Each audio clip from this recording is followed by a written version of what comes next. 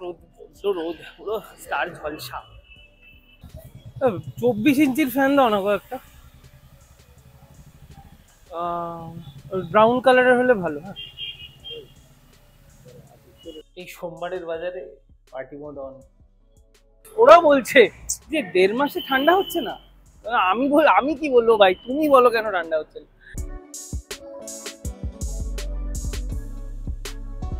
Good morning everyone, welcome back to our channel. আজ আর একটা নতুন দিন, সপ্তাহ প্রথম দিন। তো যথারীতি যা হয়, লম্বা উইকেন্ড কাটিয়ে তারপরে অফিসটা যেতে একটু ইচ্ছে নাই হয়, তো সেই জন্য নিয়েছি ওয়ার্ক ফ্রম হোম। তার উপর যেহেতু সোমবার আমি করি হচ্ছে মহাদেবের পুজো, তো তাই একটু ফুলও আনতে হবে। ট্যাবকে বলবো ফুলটা এনে দিতে, তারপর আমি স্নান করে পুজো করব। আর ভেজ ডে যা হয়। তবে আজকে হচ্ছে ফিনান্সিয়াল ইয়ারের ফার্স্ট ডে, মানে ফিনান্সিয়ালি হ্যাপি নিউ ইয়ার। আর আজ আর একটা দিন, 1 এপ্রিল, মানে হচ্ছে এপ্রিল ফুল ডে। জানি না আজকালকার দিনের বাচ্চারা সেটা নিয়ে কতটা এক্সাইটেড থাকে, আমরা তো খুব এক্সাইটেডই হতাম। আর সব থেকে বড় কথা হচ্ছে যে কাকে এপ্রিল ফুল বানানো যায় সেটাও ভাবতাম, যে এক হবে ফুলটা, না হলে করা যাবে না। তো ভালো মজাই হতো। এই হচ্ছে আমার ব্রেকফাস্ট, দই কর্নফ্লেক্স আর কলা। ট্যাবকে দিয়ে দিয়েছি, ট্যাব কাজ করতে করতে খাচ্ছে। আমি এটা শেষ করব, তারপরে যাব স্নান, তারপরে যাব হচ্ছে পুজো করতে, তারপরে এসে কাজ নিয়ে বসে পড়বো। বেরোলাম দুটো কাজ নিয়ে। প্রথম হচ্ছে আজকে সোমবারে সুপর্ণার ফুল, আকন্দর মালা, ওইগুলো কিনবো। তারপর যাবো একটা ইলেকট্রিকের দোকানে, ওখানে একটা 24 ইঞ্চির ফ্যান কিনতে হবে ওই বাড়িতে, ওই ডাইনিং টেবিলের উপরে রাখার জন্য। রোদ বড্ড রোদ, পুরো স্টার ঝলসা। আকন্দর মালা হবে, দাঁড়াও। একটা আকন্দর মালা আর 10 টাকার পুজোর ফুল। ফুল কেনা হয়ে গেছে, কিন্তু ফুলটা রেখে এসেছি ফুলের দোকানে। কারণ আমি যা কেয়ারলেস, ওই ফুল এসে যেখানে খুশি রেখে দেবো। এই দোকানেই হয়তো রেখে চলে গেলাম, বা কোথাও লাগিয়ে টাগিয়ে দেবো পুজোর ফুল। তাই আগে পাখাটা কিনবো, কিনে নিয়ে গিয়ে ওর থেকে ফুলটা নিয়ে বাড়ি যাবো। 24 ইঞ্চির ফ্যান দাও না কয়েকটা, ব্রাউন কালারের হলে ভালো। হ্যাঁ, ওই দোকানে হিন্দুয়ার ছাড়া চকলেটের কিছুই নেই, তাই অন্য আরেকটা দোকানে যাচ্ছি। অ্যাটলিস্ট ক্রমটন, হ্যাভেলস বা লুমিনাস পেয়ে গেলে আমি নিয়ে নেবো, কিন্তু হিন্দুয়ার ঠিক নিতে ইচ্ছা করছে না। এসে গেছি বাড়ি সব জিনিসপত্র নিয়ে, আর এসে শুনি আবার গোদের উপর বিস্ফোরা। সেটা হচ্ছে এই গরম, তাতে ফ্রিজ কাজ করছে না। নিচের ফ্রিজটা নতুন, মানে 1.5 মাসও হয়নি এখনো, কেনা হয়েছে ওয়ার্লপুলের। কিন্তু ওটা কিছু একটা সমস্যা হয়েছে, আমার মনে হয় মোটর চেঞ্জ হয়ে গেছে, বাট কিছু একটা হয়েছে যেটা আমরা ঠিক করতে পারছি না। আর ফ্রিজটা ঠান্ডা হচ্ছে না বেসিক্যালি।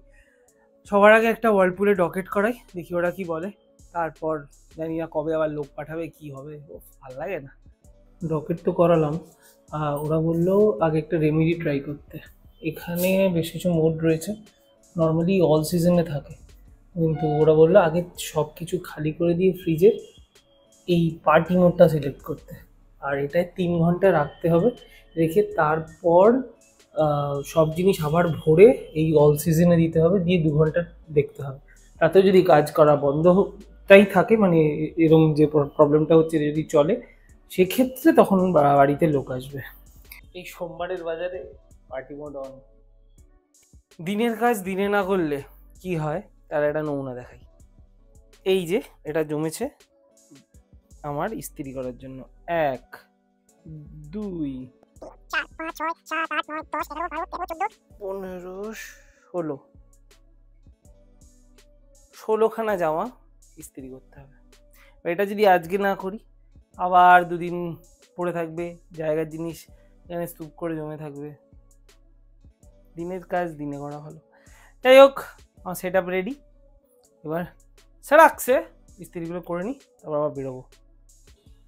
8 ঘন্টা ধরে অনর্গল পরিশ্রম করে আমি কমপ্লিট করে ফেলেছি আমাদের ইস্ত্রি। এই দিকেরগুলো আমার, এই দিকেরগুলো সুপর্ণার, অল সেট। এই বেরোচ্ছি, দাদাভাইয়ের জন্য একটা জিনিস নেবো, কাল দাদাভাইয়ের জন্মদিন। আর ওই ফ্রিজটায় যা যা বলেছে করে কিছু লাভ হলো না। তারপর আবার ফোন করলাম, তখন ওরা সার্ভিস সেন্টারে ফোন করলো, প্রথমেই করলে হয়ে যেত, যাই হোক করলো। ওখান থেকে ফোন এলো আমার কাছে যে আজকে সন্ধ্যেবেলা 8টা সাড়ে 8টা অবধি টাইম আছে, তার মধ্যে যদি টেকনিশিয়ান পারে আজকে আসবে, না হলে ওরা কালকে আর্লি মর্নিং একদম আসবে। যে ফ্রিজ ছাড়া চলাটা খুব মুশকিল। আর নতুন ফ্রিজ তো হ্যাঁ 1.5 মাস, ওরাও বলছে যে 1.5 মাসে ঠান্ডা হচ্ছে না। আমি কি বলবো ভাই, তুমি বলো কেন ঠান্ডা হচ্ছে না।